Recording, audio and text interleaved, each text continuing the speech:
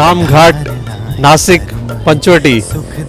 हम यहाँ खड़े हैं रामघाट पर, जहाँ पर 12 साल के बाद नासिक में कुंभ का बहुत ही शानदार मेला आयोजित किया जाता है। इस मेले में चारों ओर ओम की ध्वनि, वेदों की वाणी और ज्ञान की सरिता बहती है। ये वही घाट है जहाँ पर अनेक संत महात्माएं और सभी लाखों की अंदाज में गोदावरी नदी में स्नान करके अपने आप को धन्य महसूस करते हैं। हजारों की तादाद में श्रद्धालु यहाँ पर आते हैं रोज और गोदावरी नदी का दर्शन करते हैं। अनेक मंदिरों, तीर्थों और अखाड़ों का यहाँ पर दर्शन करते हैं। हर संत महात्मा अपनी ओर से ज्ञान को प्रत्यक्ष करने की, भारत के प्राचीन ज्ञान को लोगों तक पहुंचाने की कोशिश करते आते हैं। और ऐसे ही इस महाकुंभ के पर्व पर प्रजापिता ब्रह्मा कुमारी ईश्वरीय विश्वविद्यालय की ओर से कुंभ पर्व आध्यात्मिक मेले का आयोजन किया गया है, जो 20 सितंबर तक चलेगा। तो आप देख रहे हैं रामघाट का ये दृश्य है, जहां पर अनेक श्रद्धालु आध्यात्मिकता की इच्छा रखने वाले यहाँ पर आते हैं और अपने आप को धन्य धन्य महसूस करते हैं।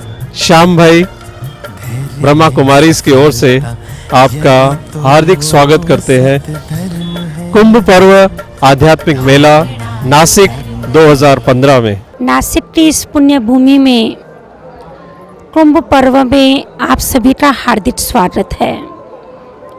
प्रजापिता ब्रह्मा कुमारी ईश्वरीय विश्वविद्यालय की ओर से कुंभ पर्व आध्यात्मिक मेले में आप सभी का अभिवादन है, अभिनंदन है। कुंभ मेला जो सागर और नदियों के मिलन की यादगार है, इसका आध्यात्मिक अर्थ है आत्मा और परमात्मा का मिलन, उसे ही सच्चा कुंभ कहा जाता है। और यह संदेश देने के लिए ब्रह्मा कुमारी विद्यालय की ओर से पंचवटी में और साधुग्राम में बहुत ही सुंदर मॉडल्स के द्वारा, प्रदर्शनी के द्वारा, चित्रों के द्वारा अलग अलग रीति से यहाँ पर मेले का आयोजन किया गया है, जिसमें हजारों श्रद्धालु बरत आकर लाभ ले रहे हैं। यह मेला 23 अगस्त से आरंभ हुआ और 20 सितंबर तक ये मेला चलेगा। इस मेले के अंदर व्यसनों के साथ साथ आत्मा की चेतना को जागृत करने के लिए परमात्मा का सत्य परिचय और कुंभ मेले का आध्यात्मिक रहस्य क्या है, ये कुंभ पर्व क्यों इतना धूमधाम से मनाया जाता है, ये राज्यों क्या है, इस राज्यों के द्वारा जीवन में कैसे लाभ मिलेंगे। वर्तमान समय ये जो कलयुग चल रहा है, इस समय के बाद, इस कलयुगी घोर अंधियारी रात के बाद फिर सतयुगी सवेरा कैसे आएगा, इन सब ज्ञान के बातों पर प्रकाश डालने के लिए यह मेले का यहाँ पर आयोजन किया है। सभी नासिक इस पुण्य भूमि में आने वाले भाई बहनों को इस मेले में पधारने का हार्दिक हार्दिक निमंत्रण है। ओम शांति। कुंभ मेले के उपलक्ष्य में नासिक में आयोजित प्रजापिता ब्रह्मा कुमारी ईश्वरीय विश्वविद्यालय के द्वारा इस आध्यात्मिक मेले में आप सभी का हार्दिक स्वागत है। प्रिय भाइयों और बहनों, प्रजापिता ब्रह्मा कुमारी ईश्वरीय विश्वविद्यालय क्या है, इसका उद्देश्य क्या है और लक्ष्य क्या है। प्रजापिता ब्रह्मा कुमारी ईश्वरीय विश्वविद्यालय एक आध्यात्मिक और सामाजिक संस्था है, जिसका पूरे विश्व में 138 देशों में 8000 से भी अधिक सेवा केंद्र है। इस विश्वविद्यालय में नियमित रूप से ईश्वरीय ज्ञान और राजयोग की शिक्षा दी जाती है और व्यवहार शुद्धि और कर्मों का ज्ञान दिया जाता है। आज हम देख रहे हैं कि वर्तमान विश्व में हर परिवार दुखी और अशांत लगा पड़ा है। इसका मूल कारण क्या है? इसका मूल कारण यही है कि मनुष्य के अंदर नकारात्मक वृत्तियां बढ़ती जाती है।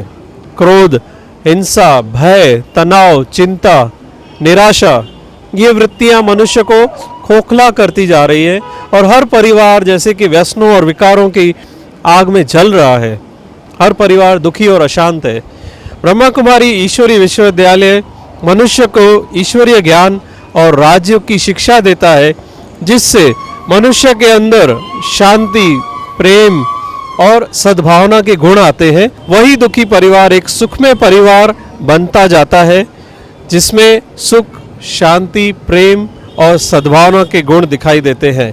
तो यही ईश्वरीय विश्वविद्यालय का महान लक्ष्य है कि हर परिवार को सुखी बनाना, हर परिवार से समाज, समाज से देश और देश से पूरे विश्व में सुख शांति की किरणें फैलाना, यही इस ईश्वरीय विश्वविद्यालय का लक्ष्य है। यहाँ हम जानेंगे कि कुंभ मेले का ऐतिहासिक वृत्तांत क्या है, कुंभ मेला कब से शुरू हुआ और क्यों शुरू हुआ। हम सभी जानते हैं शास्त्रों में वर्णित एक कथा के अनुसार देवताओं और असुरों ने सागर मंथन किया और सागर मंथन के दौरान जो अमृत निकला तो वो दोनों में युद्ध हो गई कि ये अमृत हम पिएंगे या देवताओं ने कहा हम पिएंगे। तो विष्णु जी गरुड़ के रूप में आए और अमृत कलश लेकर के वो ऊपर आसमान में उड़े। उस अमृत कलश से कुछ बूंदें पृथ्वी पर पड़ी। वो बूंदें जिन जिन स्थानों पर पड़ी उन स्थानों पर आज भी कुंभ का मेला लगता है, जैसे नासिक, इलाहाबाद, उज्जैन और हरिद्वार। इन चारों स्थानों पर कुंभ का मेला लगता है और इस कुंभ के मेले में हजारों लाखों के अंदाज में लोग आते हैं और वो स्नान करते हैं और दर्शन करते हैं और समझते हैं कि हमारा जीवन धन्य हो गया। तो भाइयों और बहनों, नदी के स्नान से, कौन सी स्नान से हमारा जीवन धन्य होता है और किस दर्शन से हम महान बनते हैं, हम भाग्यशाली बनते हैं, तो ये सब बातों की जानकारी आपको इस मेले में दी जाएगी। आगे के स्टॉल में हम आपको बताएंगे कि कौन से स्नान से आत्मा पावन बनती है और आत्मा कौन सा दर्शन करती है जिससे उसकी ज्योति जगती है। जैसे कि पिछले स्टॉल में आपने देखा कि जहाँ जहाँ पर अमृत की बूंदें गिरी वो स्थान तीर्थ स्थान बन गया और आज भी मनुष्य आत्माएं वहाँ पर जाती हैं और वहाँ पर स्नान करते हैं और अपने आप को धन्य समझते हैं और उन चारों स्थानों पर कुंभ का मेला लगता है। तो यहाँ पर हम आपको कुंभ का सच्चा रहस्य बता रहे हैं। वास्तव में देखा गया है कि वर्तमान समय जो संसार चल रहा है, कलयुग का जो समय चल रहा है, उसमें हर आत्मा विषय और विकारों के सागर में जैसे डूबी हुई है। हर आत्मा के जीवन में दुख, अशांति, तनाव, हिंसा, भय, नफरत, दुर्भावना, ऐसी नकारात्मक वृत्तियां पनप रही हैं, जिसके कारण हर आत्मा दुखी और अशांत है और हर आत्मा अपने परमपिता परमात्मा को पुकार रही है सुख और शांति के लिए। तो ऐसे में परमपिता परमात्मा, क्योंकि वो निराकार है, उन्हें अपना शरीर नहीं है, तो परमात्मा ज्ञान गंगाओं के माध्यम से ज्ञान की वर्षा करते हैं, अर्थात मनुष्य आत्माओं को ज्ञान अमृत पिलाते हैं। जिस ज्ञान से, क्योंकि ज्ञान को गंगा भी कहा गया है, ज्ञान गंगा, तो ऐसे ज्ञान से आत्माओं की ज्योति जगती है और आत्मा अपने मूलभूत गुणों को पहचानती है, जैसे सुख, शांति, आनंद, प्रेम, पवित्रता। तो यहाँ पर दिखाया गया है कि उन्हीं आत्माओं का जीवन ज्ञान की प्राप्ति से सुख और शांति और आनंद में परिवर्तित हो जाता है। वही विषय सागर, दुनिया तो वही है, लेकिन वही दुनिया उनकी बदलकर एक सुखमय संसार बन जाता है। तो राजयोग के माध्यम से आत्मा अपने अंदर गुणों का अनुभव करती है और उसका जीवन सुखमय बन जाता है। यही इस कुंभ का सच्चा आध्यात्मिक रहस्य है। यहाँ हम खड़े हैं आज का मानव अनेक बंधनों में। प्रिय भाई और बहनों, वर्तमान समय हम देखते हैं कि मनुष्य जो जीवन जी रहा है वो ये समझ रहा है कि मैं जीवन नहीं, एक जैसे मैं पिंजरे में पड़ा हुआ, अनेक बंधनों में बंधा हुआ मनुष्य अपने को महसूस कर रहा है। यहाँ पर मनुष्य के जीवन के विभिन्न बंधन दिखाए गए हैं। पहला बंधन है संबंधों का बंधन।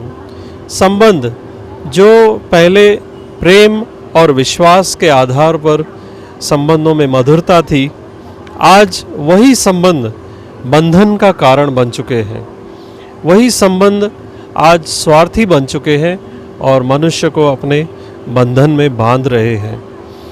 दूसरा है सरकार का बंधन, अनेक प्रकार के कायदे कानून जिसका भी बंधन मनुष्य के ऊपर भारी पड़ रहा है। तीसरा बंधन है व्यसनों का बंधन। आज मनुष्य सुख और शांति की प्राप्ति के लिए व्यसनों का सहारा लेता है। अपना टेंशन दूर करने के लिए सिगरेट, तंबाकू, बीड़ी, शराब पीता है ताकि मेरा टेंशन दूर हो जाए। लेकिन वो समझता है कि मैं इन व्यसनों को पी रहा हूँ, वास्तव में ये व्यसन ही उसको बांध के रखते हैं, वो उनको छोड़ नहीं पाता है और वो व्यसनों के बंधन में बंधता चला जाता है। एक और बंधन है समाज का बंधन। आज भी मनुष्य ऐसे रीति रस्मों के ऊपर विश्वास रखता है जिससे मनुष्य के जीवन में दुख के अलावा कुछ भी प्राप्ति नहीं होती है, जैसे दहेज प्रथा है। और आखिरी बंधन दिखाया गया है पुराने संस्कारों का बंधन। जी हाँ, ये सबसे बड़ा बंधन है। हमारे अनेक जन्मों के संस्कार ऐसे बन चुके हैं जिसे हम छोड़ना नहीं चाहते।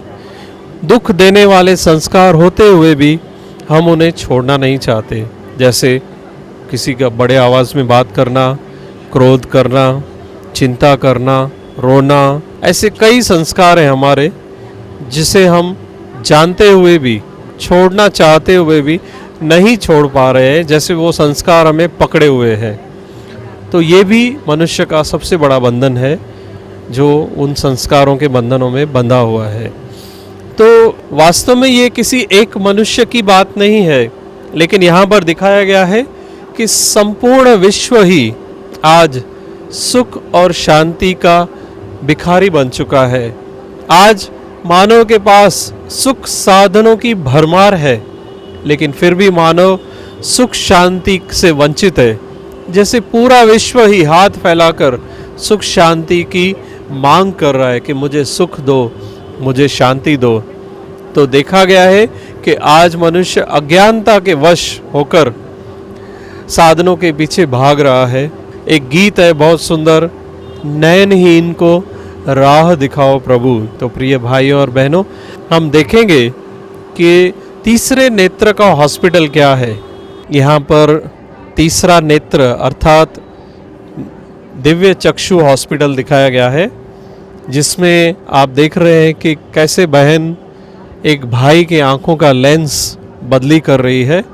वास्तव में ये कोई स्थूल लेंस नहीं है जिससे हम दुनिया के दृश्य देख सकते हैं, लेकिन ये ज्ञान का लेंस है। अर्थात ज्ञान ही एक ऐसी चीज़ है जिससे हमारे सभी प्रश्नों का उत्तर हमें प्राप्त हो जाता है, जैसे मैं कौन हूँ, मैं कहाँ से आया हूँ, सृष्टि में आने का मेरा लक्ष्य क्या है, परमात्मा कौन है, आदि आदि।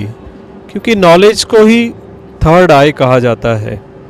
तो इन सब प्रश्नों का धुंध ज्ञान लेंस के द्वारा ही दूर होता है। हमारे साथ नासिक के कुंभ मेले में गायत्री परिवार से आए हुए अशोक जी मेरे साथ हैं और इन्होंने भी इस मेले का खूब लाभ लिया। हम जानेंगे कि इनको इस मेले में आकर कैसा अनुभव हुआ। इस मेले में जो प्रदर्शनी प्रजापिता ब्रह्म कुमारी की ओर से लगी है, तो मुझे ऐसा लगता है कि बाकी जगह जो संस्थाएं काम कर रही है अपने स्थान पर सभी ठीक कर रहे हैं, लेकिन मुझे लगता है कि जो वैल्यूज गिर रही है वर्तमान में, डिग्रेडेशन जो हो रहा है वैल्यू का, तो आप प्रदर्शनी के माध्यम से, क्योंकि मानव का मन किसी बहुत गूढ़ तत्व को धारण करने की स्थिति में वर्तमान में नहीं है। पतंजलि योग दर्शन में कहा है योगश चित्तवृत्ति निरोध। तो ठीक बात है, अपने स्थान पर बिल्कुल सही बात है, लेकिन आज के युग में थोड़ा सा मनुष्य का मन बाहरी दृष्टिकोण में भटक रहा है। तो चित्रों के माध्यम से, प्रदर्शनी के माध्यम से जो विचार दिए जा रहे हैं और लोग उस ओर आकृष्ट हो रहे हैं और एक अच्छे गुणों को धारण कर रहे हैं, वैल्यूज को धारण कर रहे हैं, तो ये अपने आप में एक बहुत बड़ा प्रयास है। मैंने एक पुस्तक में ऐसा भी पढ़ा था कि पहले कभी वैल्यूज महत्वपूर्ण भले ना रही हो, लेकिन वर्तमान में विज्ञान जितना तेजी से बढ़ रहा है, इसके जो मारक उपयोग है, इसके जो डिवैल्यूज है, अगर इसको नहीं रोका गया सद्गुणों के वहाँ, तो ये बहुत खतरनाक विनाशकारी हो जाएगी। क्योंकि अल्बर्ट आइंस्टीन से पूछा था किसी ने कि अब क्या करेंगे आप, तो उन्होंने कहा कि हम अच्छे मनुष्य बनाना भूल गए, इसलिए शायद ये समस्या पैदा हो रही है। अगर अच्छे मनुष्य बनाने की कोशिश में हम सब लोग लगे हुए हैं, आप लोग लगे हुए हैं, तो ये अपने आप में बहुत बड़ी बात है।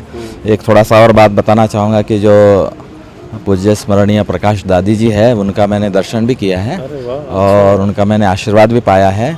हम लोग अश्वमेध यज्ञ के लिए कहीं जा रहे थे राजकोट में, तो वहाँ से गुजर रहे थे। 40 लोगों की हमारी टीम थी। माता जी को जब पता चला हरिद्वार की टीम आई है, तो उन्होंने फिर हम लोगों का स्वागत सत्कार किया और थोड़ा उनका प्रेम हम लोगों ने पाया। फिर शाल श्रीफल देके हम लोगों को विदा किया, तो उनका बड़ा अपने आप में वो है। और दूसरी बात ये है कि जो सिस्टर निवेदिता है कि निकिता है, जो आती है शाम को, शिवानी दीदी, उनका भी जो वर्तमान में जो मस्तिष्क के ऊपर, मन के ऊपर में, चित्त के ऊपर में, वृत्ति के ऊपर और सही दृष्टि से जो वैज्ञानिक तरीके से आप लोग प्रकाश डाल रहे हैं, इसलिए ये बहुत अच्छी बात है। हमको तो बड़ा अच्छा लगा और हम लोग तो आपके कार्यक्रम के लिए शुभकामना करते हैं। देवत्व जगाना मुख्य बात है और ये काम आपके संस्था की ओर से हो रहा है। दूसरी एक बात आपकी संस्था में मैं जो देखता हूँ वो मुझे ज़्यादा अच्छी लगती है कि हमारे पूज्य गुरुदेव कहा करते थे कि जो आतंक का युग है, हिंसा का युग है, थोड़ा बीतता जा रहा है और इसमें जो माताएं होती, बहनें होती, कुमारीज होती है, जिनको हम ब्रह्म कुमारी कहते हैं, तो उनके अंदर में दया, सेवा, करुणा, ममता जैसे गुण ज़्यादा है, उन्हीं गुणों से ये विकास होने वाला है। तो ये बहुत ही हम लोगों के लिए अच्छा है। हम लोग आए और बहुत बहुत धन्यवाद, आपने अपना समय दिया और बहुत अच्छी प्रेरणा दी सभी को। ओम शांति। परमात्मा का सत्य परिचय, प्रिय भाइयों और बहनों, बहुत ज़रूरी है, क्योंकि आज हम देखते हैं कि विश्व में धर्म के नाम पर, जाति के नाम पर, भाषा के नाम पर कितने झगड़े, कितने युद्ध चलते हैं। क्योंकि हर एक समझ बैठा है कि मेरा भगवान अलग है, मेरा भगवान अलग है। वास्तव में यहाँ पर दिखाया गया है कि जब सृष्टि एक है तो सृष्टि का मालिक भी एक ही होगा। और आज मनुष्य धर्म पिताओं, महात्माओं, साधु संतों को भगवान मानकर बैठे हैं। यहाँ पर दिखाया गया है कि धर्म पिताएं भी अनेक हैं, जैसे गौतम बुद्ध, गुरु नानक, महावीर और क्राइस्ट। महात्माएं भी अनेक हैं और देवताएं भी अनेक हैं, लेकिन परमात्मा ही है जो एक है और वो सर्वोच्च है। वे ही सभी महात्माएं, धर्म पिताएं और देवात्माओं के भी रचयिता हैं। तो उस एक पिता परमात्मा का यहाँ पे परिचय दिया गया है कि वो परमात्मा अशरीरी है, निराकार है, ज्योति स्वरूप है। उसका देह रूपी कोई आकार नहीं है, वो निराकार ज्योति स्वरूप है। वो वे ही सभी आत्माओं के परम पिता भी है, परम शिक्षक भी है, परम सद्गुरु भी है। इस एक परमात्मा का परिचय मिलने से प्रिय भाई और बहनों, अनेक दुविधाएं मिट जाती हैं, लड़ाई झगड़े खत्म हो जाते हैं। जब सृष्टि एक है, परमात्मा एक है, तो फिर हम सभी कौन हुए आपस में? सभी भाई भाई हैं और प्रेम का रिश्ता बनता है, भाईचारे का रिश्ता बनता है। ओम शांति।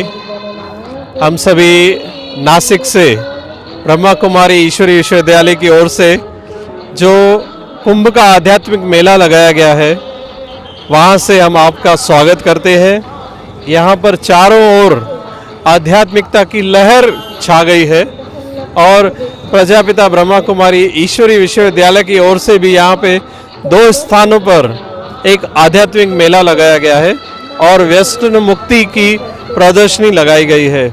मेरा भारत व्यसन मुक्त भारत, यही संदेश लेकर यहाँ पर बहुत अच्छा स्टॉल लगाया गया है व्यसन मुक्ति अभियान का।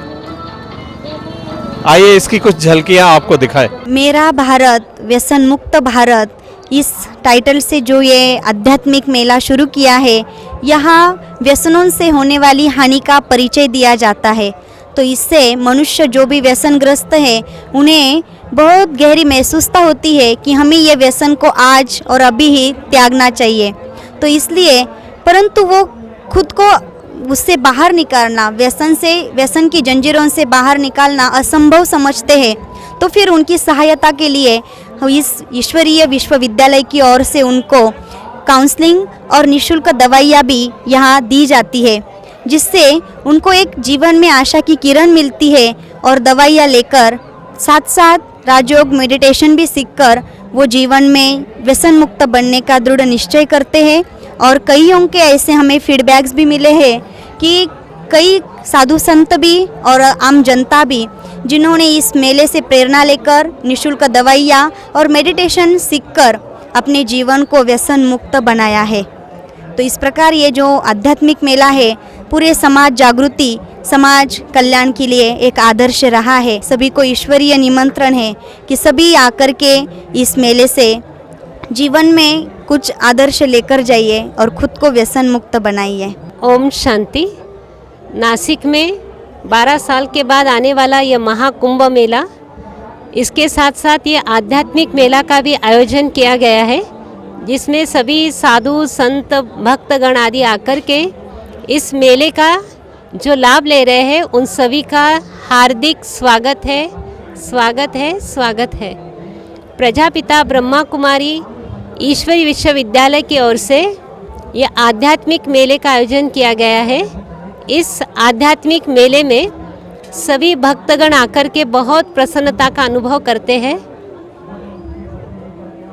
और साथ साथ इस मेले से बहुत सारी प्रेरणा लेकर जाते हैं और दिल से प्रतिज्ञा करके जाते हैं कि आज से हम व्यसन मुक्त रहेंगे। प्रजापिता ब्रह्मा कुमारी ईश्वरीय विश्वविद्यालय की ओर से आप सभी का स्वागत है, स्वागत है, स्वागत है। नासिक में पुण्य नगरी में इस कुंभ के अवसर पर आप सभी इस पंडाल में आए हो। प्रजापिता ब्रह्मा कुमारी ईश्वरीय विश्वविद्यालय की ओर से आप सभी का बार बार स्वागत है। इस मंडप में आप सभी को ये जरूर बताया जाता है कि किस प्रकार से आज का जीवन मनुष्य का दुखी और अशांत है, लेकिन साथ साथ सुखमय जीवन के लिए क्या किया जाए या क्या करना होगा, इसके लिए हमें यहाँ विधि बताई जाती है। इस मंडप के अंदर आपको कई ऐसी बातें बहुत ही सुंदर रूप में और बहुत ही आकर्षित करने वाली है। आज के कलयुगी दुनिया में कलयुग के मायावी मगर के मुख में आज का मनुष्य कैसे निगलता जाता है। कलयुग रूपी मायावी मगर किस प्रकार से मनुष्य को विनाश की तरफ ले जाते हैं और उसमें से बचाने वाले परमपिता परमात्मा शिव का अवतरण किस प्रकार से धर्मग्लानि के समय होता है। परमात्मा पिता हम सर्व आत्माओं के कल्याणकारी पिता है और कल्याणकारी पिता के हम सभी आत्माएं, हम सभी बच्चे हैं। परमात्मा पिता हम सर्व के कल्याण के लिए अवतरित होकर के हमें पावन बनने का रास्ता बताते हैं, विधि और युक्तियाँ बताते हैं कि जिससे मनुष्य आत्माएं श्रेष्ठ दैव पद को प्राप्त करती है और मनुष्य से देवता बनना कितना ही सहज रूप में भगवान ने हमारे लिए ये रास्ता बताया है।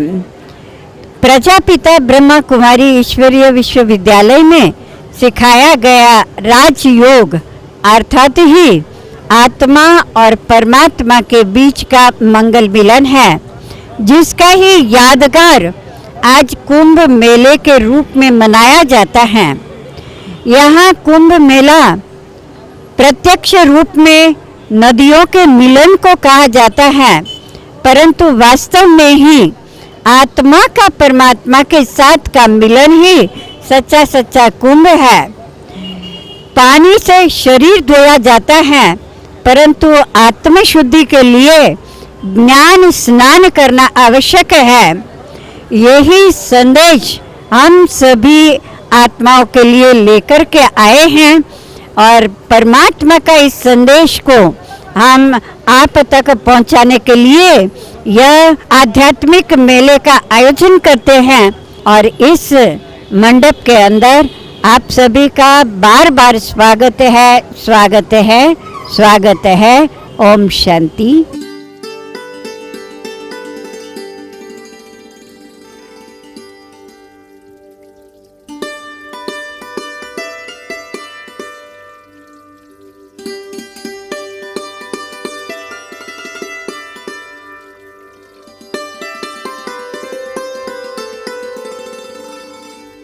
बहन जी, आप कहाँ से आए?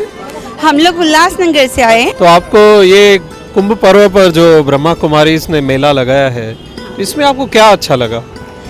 हमको यहाँ पे सारी चीज़ें और सारे स्टॉल अच्छे लगे। हमको इनकी व्यवस्था, इनका डिसिप्लिन और ये जो हमारे लिए इन लोगों ने इतनी सेवा का बंदोबस्त किया है, पूरे अच्छे से हमारी देखभाल की गई और यहाँ पे हमको सत्ययुग की दुनिया दिखाई गई और हमारा अज्ञान मिटाने के लिए हमको ज्ञान की जो बातें बताई गई वो हम यहाँ पे सुन के बहुत ही आनंदित हुए और हम फिर यहाँ पे आना चाहेंगे। और हम इनका आभार प्रकट करते हैं कि इन्होंने हमारी इतनी सेवा की है कि हम बयान नहीं कर सकते हैं कि हम इनके कितने शुक्रगुजार हैं। हम ऐसे आना चाहे तो नहीं आ सकते, लेकिन इन्होंने ग्रुप में हमको इतना हमें खुश किया, हमें इतना अच्छा लगा कि हम कुंभ मेले में आ सके। इसके लिए हम इनके बार बार आभारी हैं। से आए हैं कुंभ के मेले में। ब्रह्मा कुमारी का जो यहाँ पे एक भव्य मेला लगाया गया है, ये आपने देखा, इसमें आपको क्या अच्छा लगा? कौन सी चीज़ आपको दिल से लगी? यहाँ पे मेला देखकर ऐसा लगा कि यहाँ पे भगवान की जो भी प्रकृति, माया, काम, क्रोध, लोभ, मोह, अहंकार, दुनिया में जो जो आजकल सब लोग दुखी है उनको कैसे सुखी किया जावे, वो सब ज्ञान यहाँ पर देखकर बहुत आनंद प्रकट हुआ। बहुत आनंदित महसूस हो रहा है। बहुत बढ़िया मेला है, बहुत मज़ा आया। ये देखकर बहुत खुशी हुई कि लोगों को ज्ञान मिलता रहेगा और लोग बहुत अच्छी तरह ज्ञान समझ के वो भी इस पर चलने लगेंगे। आप कहाँ से आए? मैं बॉम्बे से आया हूँ। हाँ। यहाँ पे आके बहुत मुझे अच्छा लगा। समझा, मैं पहली बार यहाँ पे आया हूँ। समझा, बहुत आनंद और अच्छा लगा मुझे। समझा, और ऐसा हमेशा आप लगाते रहे ताकि आप आदमी लोगों को ज्ञान मिलता रहे।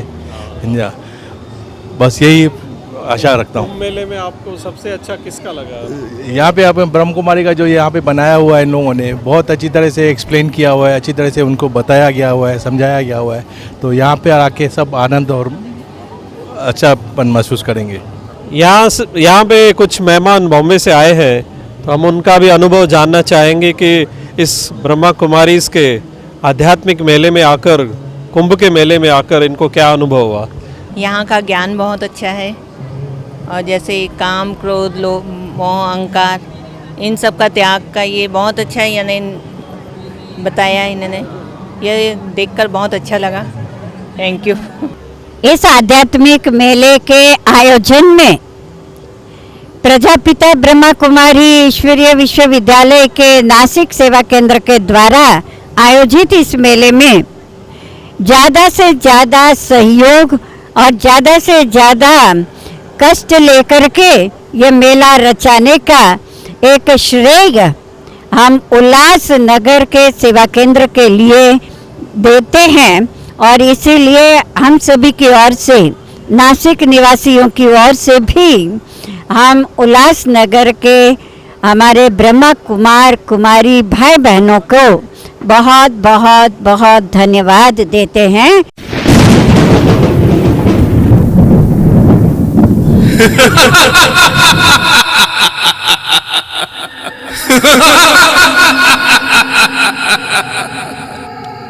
पहचाना मुझे? कौन हूं मैं?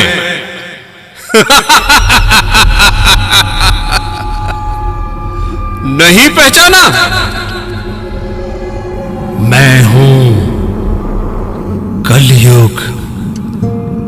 कलयुग, हाँ कलयुग। सारे संसार में मेरा साम्राज्य है।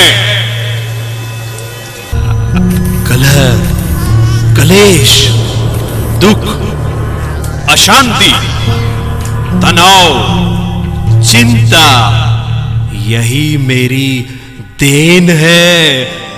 मैंने किसी को नहीं छोड़ा। मैंने मानव के सद्गुणों, मर्यादाओं और अच्छाइयों को नष्ट कर दिया है, क्योंकि मैं हूं कलयुग। हाँ, मैं हूं कलयुग।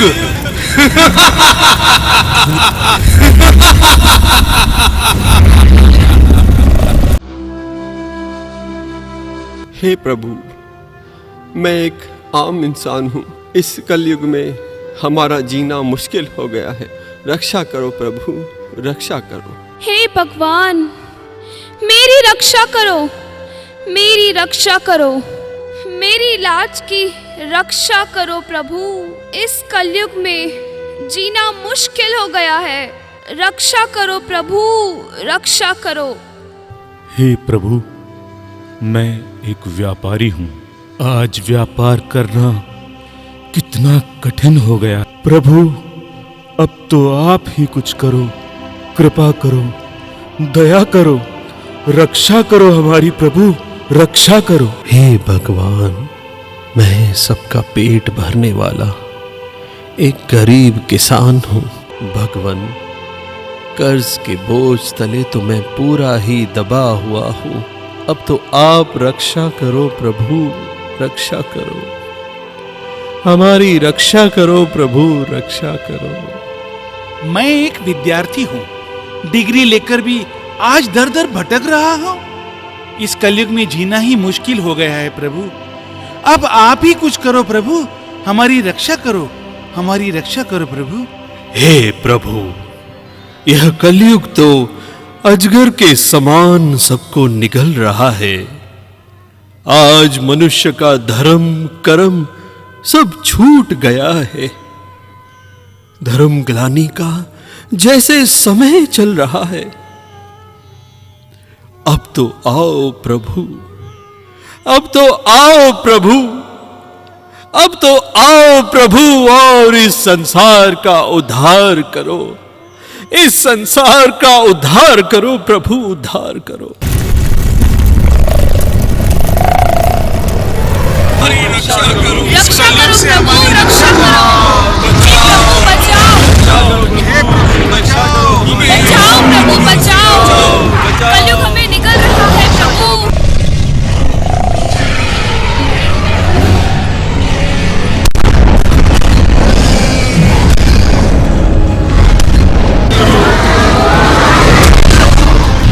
प्रिय भाइयों और बहनों, देखा आपने किस तरह कलयुग अजगर के समान मानव को निगल रहा है। परंतु कहते हैं, पाप का घड़ा जब भर जाता है तो फूट जाता है। इसी तरह कलयुग का अंत अब निश्चित है, क्योंकि परिवर्तन संसार का नियम है। यदा यदा हि धर्मस्य ग्लानिर्भवति भारत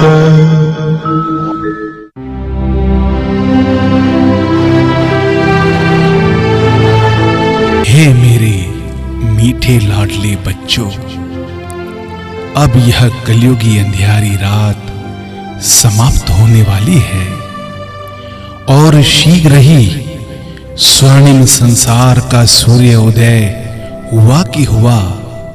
उस दैवी दुनिया में दिव्य गुणधारी देवी देवताओं का राज्य होगा, जहां सुख शांति, प्रेम, एकता व भाईचारा होगा, जहां एक कुल, एक भाषा, एक श्री लक्ष्मी व श्री नारायण का राज्य होगा। आप भी ऐसी दुनिया में आना चाहेंगे ना, जिसे आप जन्नत, पैराडाइस, वैकुंठ व स्वर्ग कहकर याद करते हैं। अब इस कलयुग का महाविनाश निश्चित है और शीघ्र ही इस धरा पर सुख शांति की बंसी बजाता श्री कृष्ण आया कि आया, आया कि आया।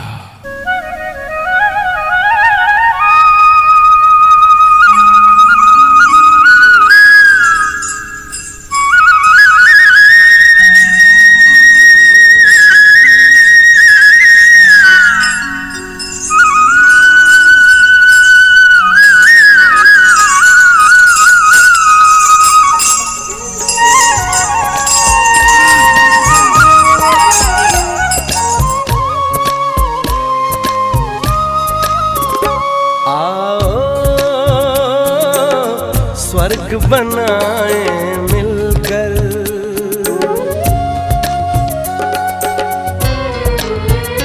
आओ स्वर्ग बनाए मिलकर, कहती ये दुनिया सारी, कहती ये दुनिया सारी, जैसी सोच वैसा जीवन, जैसी सोच वैसा जीवन, वैसी ही सृष्टि हमारी। हम फैलाए ज्ञान प्रकाश, बदलेंगे धरा आकाश। हम फैलाए ज्ञान प्रकाश, बदलेंगे धरा आकाश। अब सबकी यही है आस, अब सबकी यही